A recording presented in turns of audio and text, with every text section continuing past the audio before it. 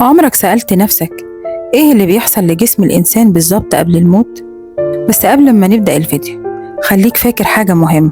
الموت مش زرار بيتقفل مرة واحدة، ده سلسلة أنظمة بتنهار واحدة واحدة. سبحان الله، قبل الموت ب48 ساعة بتحصل قلة حركة وطاقة. الشخص ما بيبقاش قادر يقف، بيبقى تعبان من أقل مجهود، وصوته دايما بيكون واطي. علميا القلب بيبدأ يضعف، فكمية الدم اللي رايحة للمخ والعضلات قلت، فالجسم اختار وضع التوفير. بيحصل نوم طويل ومتواصل، بينام أغلب اليوم وبيصحى ثواني ويرجع ينام تاني. التفسير العلمي بيقول المخ بيقلل وعيه علشان يقلل استهلاك الأكسجين، فبيخفف الضغط العصبي. النوم هنا مش بيكون راحة، بيحصل فقدان شهية تدريجيا. الأكل بيبقى تقيل وملوش أي طعم، وأحيانا بيرفضه الشخص تماما. ده سببه إن الجهاز الهضمي محتاج دم وطاقة، والجسم ساحبهم لأعضاء أهم.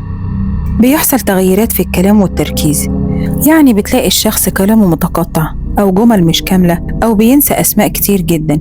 ده بيحصل بسبب نقص الأكسجين في المخ، فطبعا بيأثر على مناطق التفكير والكلام، لكن الذاكرة القديمة بتبقى لسه شغالة. بيحصل هدوء نفسي غريب، ناس كتير بتوصف اللحظة دي بيقولوا إن هو كان هادي زيادة عن اللزوم. التفسير إن الجسم بيفرز مادة اسمها الأندروفين، مواد مهدئة طبيعية، عشان سبحان الله ربنا بيقلل الآلام ويخفف عنه القلق والتوتر. بيحصل برودة أطراف وتغيير لون الجلد، إيدين ورجلين ساقعة. الجلد دايما بيميل للأزرق أو البنفسجي.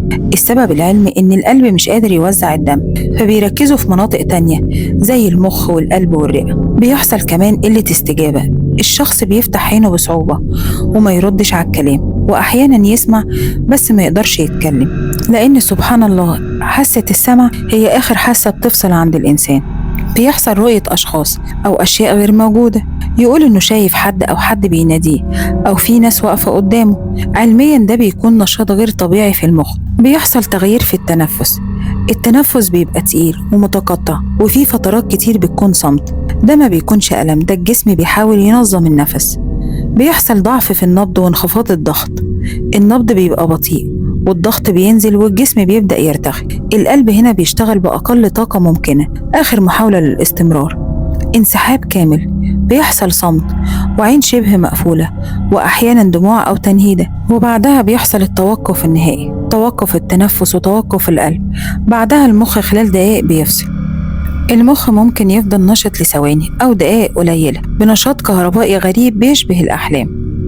وبعد كل اللي قلناه من ضعف وتعب وإن الجسم بيقفل واحدة واحدة، ربنا سبحانه وتعالى بيقول للإنسان أنا معاك حتى في أصعب لحظاتك.